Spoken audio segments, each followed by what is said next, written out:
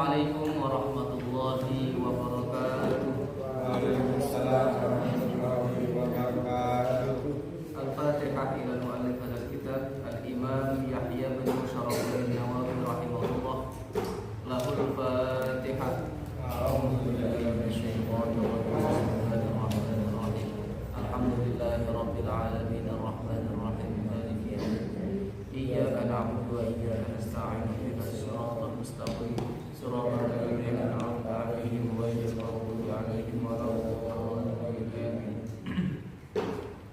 Bismillahirrahmanirrahim. Qala al-musannif rahimahullahu ta'ala wa nafa'ana bi 'ulumihi wa 'ulumi masyayikhina fid dharain amin.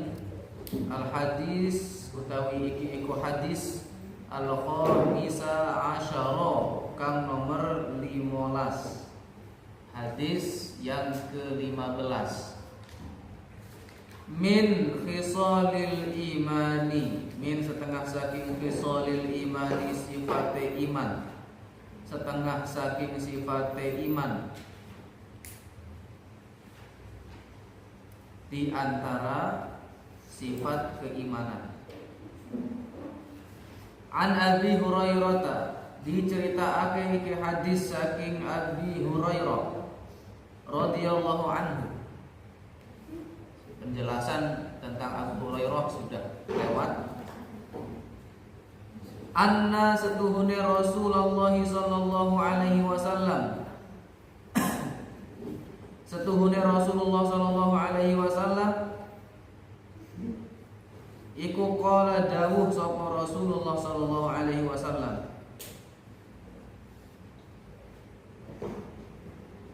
man kana utawi wong kang lamun iku ana apa man utawi wong kana lamun ana iku man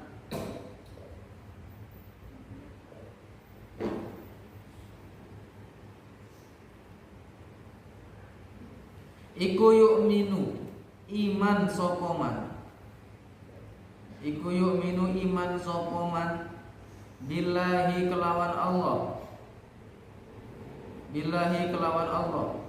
Man kana yu'minu billahi, barang siapa yang beriman kepada Allah, wal yaumil akhiri, lan dino akhir, dan hari akhir atau hari kiamat. Fal yakul mongko becik ngucap sapa man, fal yakul mongko becik ngucap sapa man, maka ucapkanlah khairan ing bagus, khairan ing bagus. Fal yakul khairan, maka ucapkanlah yang bagus-bagus. Au utawa becik liyasmut meneng sapa man, au liyasmut utawa becik meneng sapa man, atau diam.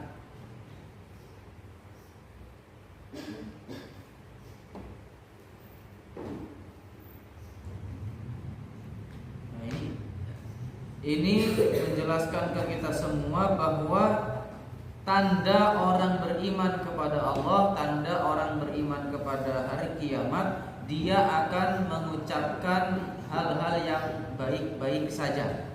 Kalau dia enggak mengucapkan yang baik-baik saja, maka dia diam. Ya, ini tanda orang beriman. Juga tanda orang berilmu ya begini. Ya. Tanda orang beriman, tanda orang berilmu itu kalau ngomong yang baik-baik, bukan ngomong yang buruk-buruk. Maka kalau omongannya ini tidak baik, dia lebih milih untuk nahan, nggak ngomong. Ya, orang yang iman, orang yang berilmu itu kalau omongannya nggak baik, lebih milih nggak ngomong, nahan diri untuk tidak ngomong, gitu. Bahkan omongan yang tidak ada efek baik, tidak ada efek buruk, tengah-tengah. Omongan yang tengah-tengah, ini omongan ini enggak mengarah ke kebaikan, enggak mengarah ke keburukan. Ini pun kalau ulama-ulama, orang yang beriman, orang yang berilmu masih milih untuk nahan, enggak ngomong. Apalagi omongan yang buruk, ya ditinggalkan banget kalau omongan yang buruk, omongan yang punya potensi dosa. Ya, omongan kayak mana itu? Misalnya ghibah, itu kan potensi dosa di situ. Ghibah itu ngomongin kejelekan orang lain. Ya. Ya walaupun memang benar dia melakukan kejelekan itu, tapi kalau sampai ngegibahin ini berpotensi dosa. Ya, maka ini ditinggalkan. Apalagi contohnya omongan yang menyakiti orang lain, omongan yang memiliki dampak berdosa. Ya kayak menyakiti orang lain ya. Omongannya nyakitin. Ini dosa juga. Omongannya nggak enak didengar, ini dosa juga.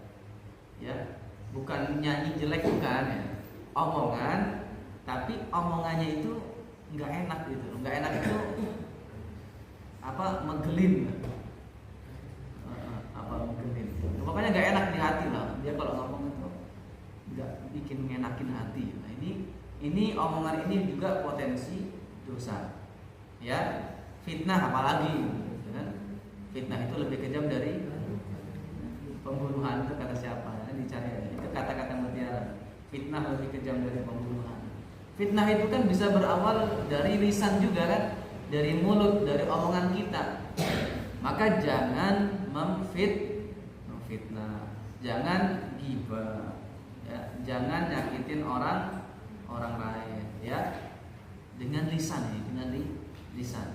Ya nggak harus perempuan, laki juga. Ya, walaupun perempuan lebih ke nyakitinya lewat lisan biasanya, lebih ke omongan. Kalau cowok ini biasanya lebih ke apa? Fisik, lebih ke fisik, nyakitinya nonjok.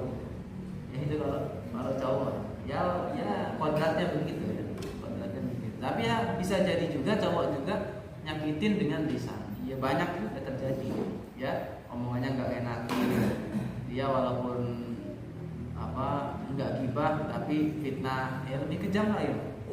Fitnah ya lebih kejam dari ghibah malahan, ya kan? Nah, itu. Maka kita jaga omongan kita untuk tidak nyakitin orang lain. Kalau omongan ini berpotensi nyakiti orang lain, tahan untuk tidak ngomong. Paham? Ya. Jadi keluarkanlah dari lisan ini omongan atau ucapan yang baik-baik saja. Ya, ada dalam salah satu hadis dijelaskan la yastaqimu imanu 'abdin, tidak lurus imannya seorang hamba hatta yastaqimu qalbu, sampai lurus hatinya. Ya, iman seorang hamba tidak lurus sampai hatinya lurus. Wala yastaqimu qalbu, dan tidak lurus hatinya hatta yastaqimu lisanuhu, sampai lurus lisannya. Ya, hatinya dia tidak akan lurus kalau lisannya tidak lurus, kalau lisannya tidak benar. Maka luruskan lisan kita, jaga lisan kita supaya hati kita juga terjaga, hati kita lurus. Sehingga kalau hati kita lurus, maka iman kita juga lurus. Ciri orang yang beriman, dia menjaga lisannya, ya. Karena bahaya lisan ini dicatat sama Allah Subhanahu wa taala, ya. Apa yang keluar dari lisan ini dicatat, ada malaikat yang mencatat. Dalam firman-Nya, ma yalfazu min qaulin illa ladaihi raqibun atid. Tidaklah sesuatu yang keluar dari lisan ini kecuali ada yang mencatatnya. Raqibun atid, ya kan? Raqib atid. Kalau yang jelek ya dicatat sama siapa? Atid, ya kan? Malaikat atid. Kalau yang bagus dicatat sama siapa? Raqib, ya kan? Ma yalfazu min qaulin illa ladaihi raqibun atid. Sesuatu yang keluar dari lisan Anda itu selalu dicatat, ya. Dia akan ada raqib, akan ada atid, ada catatan kebaikan, ada catatan keburukan. Kalau yang keluar dari lisan ini sesuatu yang baik, maka catatan kebaikan. Kalau yang keluar dari lisan ini yang buruk, maka catatan keburukan. Itulah raqibun atid, ya. Raqib yang baik, atid yang Maka kita jaga lisan kita, bahwa segala yang keluar dari lisan ini mesti dicatat. Semua yang keluar dari lisan pasti dicatat sama Allah, ya, melalui malaikatnya yaitu Raqib Atid. Maka jangan sembarangan ngomong, ya, jangan sembarangan ngomong, apalagi omongan itu menyakiti orang lain, maka akan dicatat sama malaikat Raqib Atid. Paham tuh? Kemudian ada juga dawuh ulama, sahabat Nabi Umar bin Khattab pernah mengatakan, ya, Umar bin Khattab radhiyallahu anhu, sahabat Nabi sallallahu alaihi wasallam itu pernah berpesan, ya, menyampaikan pesannya, man kasura kalamuhu saqata kasura saqata. Kata Umar apa? Man kasura kalamuhu kasura saqata. Barang siapa yang banyak ngomongnya, maka banyak salahnya. Ini kata sahabat Umar bin Khattab. Ya iyalah, kalau kita banyak ngomong mesti kemungkinan banyak salah. Maka lanjutannya, waman kasura saqatahu kasurat zunubu. Man kasura saqatahu kasurat zunubahu. Barang siapa yang banyak salahnya, maka banyak dosanya. Waman kasurat zunubahu kanat an-naru aula bihi. Barang siapa yang banyak dosanya, maka neraka lebih pantas untuknya. Maka jaga lisan kita, jaga omongan kita untuk enggak nyakitin orang lain. Ya, keluarkan lewat lisan kita ucapan yang baik-baik saja, ya. Falyaqul khairan aw liyasmut. Ucapkanlah yang baik-baik atau diam itu lebih baik. Paham tuh? Waman lan utawi wong kana lamun iku ana sapa man yu'minu iman sapa man billahi wal yaumil akhir, kelawan Allah lan dino akhir. Barang siapa yang beriman kepada Allah dan hari akhir, falyukrim jarahu, falyukrim mongko mulyaake sapa man jarahu ing tanggane man, maka muliakanlah tetangganya. Ini kita itu manusia yang hidupnya di tengah-tengah masyarakat. Kita adalah makhluk sosial yang perlu bersosialisasi, maka kita juga harus baik terhadap tetangga kita. Karena Rasul pernah bersabda yang artinya celakalah, celakalah, celakalah. Siapa ya Rasul yang celaka? Kata Rasul, orang-orang yang kehadirannya menyakiti tetangganya, kehadirannya tidak menyenangkan tetangganya. Nah, ini orang yang celaka kata Rasul. Maka kita sebagai makhluk sosial, kita hidup di tengah masyarakat, maka kita harus baik dengan tetangga, ya. Jangan irian. Orang tetangga beli motor kok kita sibuk, nggak usah sibuk. Tetangga beli cincin kita sibuk. Tetangga beli sepeda listrik kita sibuk.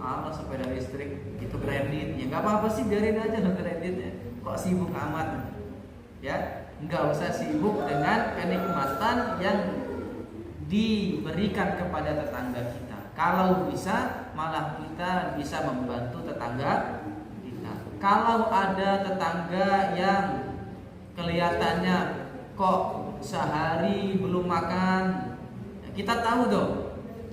Kita tahu ada tetangga seharian belum makan, maka bagus banget kita ngasih makanan. Bahkan kita berdosa kalau kita nggak ngasih makan. Ya. Karena kita tahu tetangga kita ini seharian dari pagi sampai malam nggak makan. Kita tahu, kita ngelihat bahwa dia nggak makan, tapi kita nggak ngasih makanan padahal kita punya. Kalau nggak punya mah nggak masalah kan. Padahal kita punya makanan, kemudian tetangga sebelah rumah nggak makan sehari semalam dari pagi sampai malam. Kita nggak kasih apa-apa, kita berdosa. Ya, dosa. Maka yang harus kita lakukan apa? Kita beri yang minimal dia bisa makan ya, untuk malam itu, gitu ya. Ya, jadi kita harus berbuat baik terhadap tetangga. Jangan kita menyakiti tetangga. Ada hadis juga, ada seorang wanita yang dia sholat sunnahnya banyak, puasa sunnahnya banyak, apalagi fulanatan sedekahnya juga banyak, kemudian puasa sunnahnya banyak, tapi dia tu'zi jironaha bilisaniha, dia selalu menyakiti tetangganya dengan lisannya. Apa kata Rasul? Dia bid'ah, dia termasuk penghuni neraka. Padahal dia sholat sunnahnya banyak, puasa sunnahnya banyak, sedekahnya banyak, ya. Tapi dia gara-gara nyakiti tetangganya dengan lisannya. Ini masih berkaitan sama yang pertama tadi. Dia nggak menjaga lisan, dia menyakiti tetangga, double itu. Akhirnya apa? Ya amalan tadi habis untuk nutupin kesalahan atau dosa dia nyakiti tetangganya. Dia tidak menjaga lisannya. Akhirnya kenapa dia masuk neraka? Karena amalannya habis buat nutupin kesalahan dan dosa dia. Ya. Kemudian dilanjutkan, wa fulanatun tuqimul maktubata wa tasaddaqu bi aswarin wa lam tu'zi ahadun. Ada seorang wanita yang sholatnya hanya 5 waktu aja ya Rasul. Enggak sholat sunnah, enggak sholat malam, cuma 5 waktu aja dia. Ya, tapi 5 waktu ini terjaga. Enggak kemudian nantilah enggak. Ya, 5 waktu ini terjaga banget sama dia, dan dia bersedekah dengan sedikit. Ya.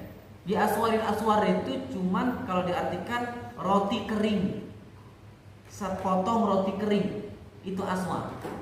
Ya, ada yang ngomong roti keju kering. Ya pokoknya roti kering kecil lah, sepotong. Mungkin kalau sampean ke koperasi beli yang 1000-an, nah itulah setengahnya itu aswar itu. Dipotong jadi 2. Ya. Itu aswar kecil, masih gitu doang. Ya, sedekah cuma sepotong roti kecil. Sholat 5 waktu enggak tinggal, sedekah sedikit, tapi lam tu'zi ahadun. Dia tidak pernah nyakiti tetangganya, tidak pernah nyakiti orang lain dengan lisannya. Apa kata Rasul? Hiya min ahlil jannah. Dia termasuk penghuni surga. Ya. Nah, ini apa? Ini maksudnya kita itu harus menjaga lisan kita dan menjaga hubungan kita baik kepada tetangga, baik kepada orang lain. Ya, orang lain. Maka kalau kita banyak sholat sunnahnya tapi sama orang lain jahat, sama orang lain suka fitnah orang lain, suka ngegibahin orang lain, suka nyakitin orang lain, sholatmu yang banyak, sholat sunnahmu yang banyak, hilang pahalanya buat nutupin dosa-dosamu. Paham? Ya. Jadi ketika kita sudah sholat 5 waktu aktif, sudah sholat sunnah, kita lakukan qobliyah ba'diyah, mungkin tahajudnya dilakukan juga. Jaga itu dengan tidak nyakitin orang lain. Itu semua akan hilang pahalanya kalau sampean nyakitin orang lain walau dengan lisan. Ya, walaupun hanya dengan lisan, memfitnah orang lain. Ya. Kalau kabar itu enggak benar kan fitnah kan? Makanya jangan kemudian kita terlalu gerasa gerusu, terlalu terburu-buru untuk menyebarkan suatu berita yang belum benar ke kebenarannya, belum valid ya, belum benar. Kita belum ada yang menyatakan bahwa kabar ini benar secara keilmuan. Kemudian buru-buru disebar, itu bisa jadi fitnah. Kita nggak menyangka bahwa kita memfitnah orang lain, tapi dengan kita tidak verifikasi, apa bahasa sekarang, tidak mencek ulang berita itu bisa jadi fitnah nantinya. Ya, maka kita harus menjaga diri kita untuk tidak nyakitin orang lain. Bukan percuma, amalanmu yang baik itu nggak percuma, sholat sunnahmu yang banyak itu nggak percuma, ada pahalanya. Tapi itu semua akan hilang untuk nutupin kesalahanmu memfitnah orang lain, kesalahanmu jelekin orang lain, kesalahanmu menyakiti orang lain, walau hanya dengan lisan. Ya, walau hanya dengan lisan. Bahkan banyak orang-orang yang nantinya dikisahkan masuk ke dalam neraka itu gara-gara tidak bisa menjaga lisan. Kalau di Al-Alal udah nyampe belum? Terpelesetnya lisan itu lebih berat daripada terpelesetnya kaki. Udah kan? Udah belum sampai, ya nanti ada. Terpelesetnya lisan, kita salah ngomong sehingga nyakitin orang lain, itu dampaknya lebih berat daripada hanya terpelesetnya kaki. Kalau kaki terpeleset paling cuma ngegores, ya habis ngegores nanti koreng sembuh udah. Kalau terpelesetnya lisan, hati siapa yang bisa melihat bahwa dia sembuh hatinya? Gara-gara lisan kita, ya kan? Gara-gara lisan kita dia sakit hati. Nah, itu sakit hati itu lebih berat daripada sakit kaki, ya kan? Kalau sakit kaki bentar aja hilang. Kalau sakit hati, walah, bertahun-tahun nggak hilang, bahkan mungkin sampai mati nggak hilang. Maka jaga lisan kita untuk tidak nyakitin hati orang lain. Paham tuh?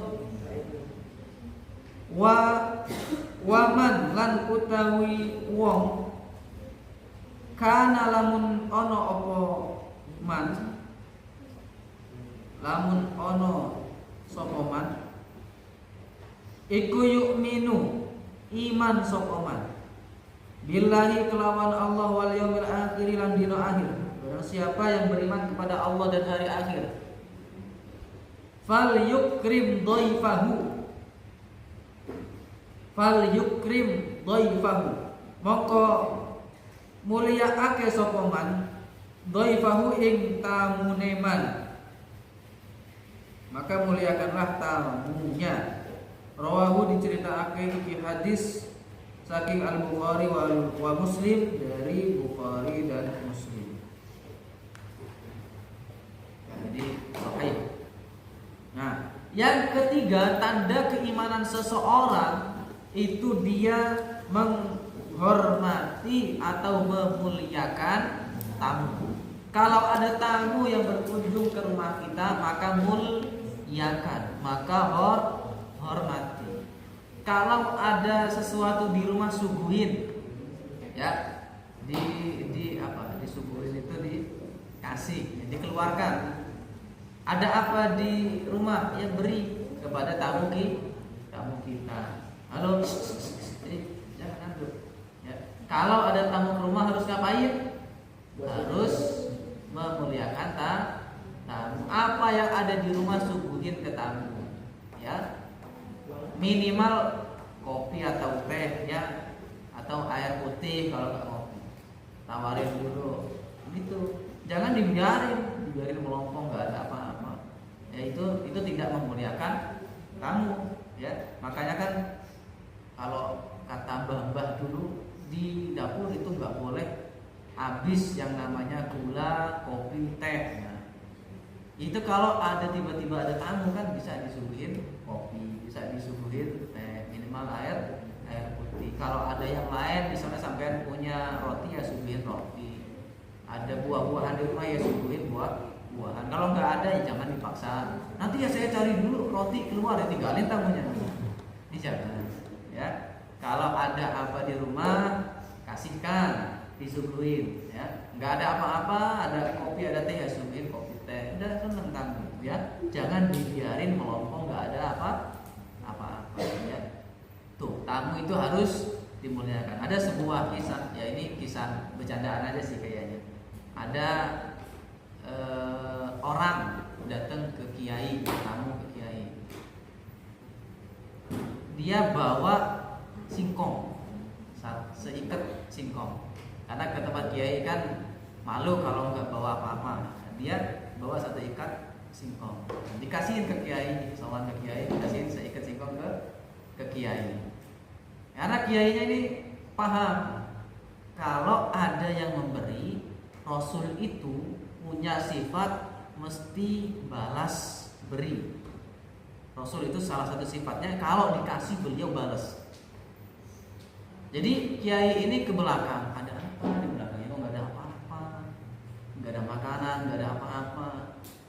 Padahal kalau ngikutin Rasul harus membalas. Akhirnya dilihat ada satu kambing di belakang, kasihin kambing. Karena cuma ada satu kambing, ya, ada satu kambing. Karena pengen ngikutin Rasul, kiainya ambil itu kambing, kemudian kasihkan ke yang sowan tadi ini. Oh seneng dia, balik itu seneng. Itu Rasul, beda sama kita, jauh. Kalau ada orang yang ngasih, misalnya ke kiai, ada yang ngasih, wah santrinya ngasih makanan banyak, ini santri yang berbakti. Nggak ngasih, santri apa ini, santri nggak berbakti. Kadang-kadang kayak gitu kan. Padahal kalau Rasul dikasih sama sahabatnya, apa dibalikin? Nggak dibalikin barang itu ya, cara yang lain dikasih lagi, dibalikin ke Rasul. Nah ini kiai ini pengen ngikutin Rasul. Ada orang yang sowan ngasih seikat singkong ya, kemudian dibalikin satu ekor kambing. Coba bayangkan, satu ekor kambing. Kemudian orang ini pulang ke rumah mikir, ini saya ngasih satu ikat singkong, dikasih satu ekor kambing. Berarti kalau saya ngasih lebih gede, pasti akan dikasih dibalas lebih gede lagi. Di rumah ada sapi, dibawa sapi. Nah, sapinya dibawa sama lagi ke kiainya besoknya, dikasih sapi. Ya. Kemudian kiai ini kan ya pengen balikin lagi, cari apa di belakang itu, kok nggak ada apa-apa. Ada seikat singkong. Dibalikin. Jadi untung. Untung yang ngasih kambing dapat sapi. Ya karena pengen balasnya itu kan kata Rasul apa yang ada saja, nggak perlu sibuk nyari yang nggak ada. Jadi adanya singkong, ya udah balikin singkong. Akhirnya dia pulang bawa singkong. Nah itu cerita guyonan aja.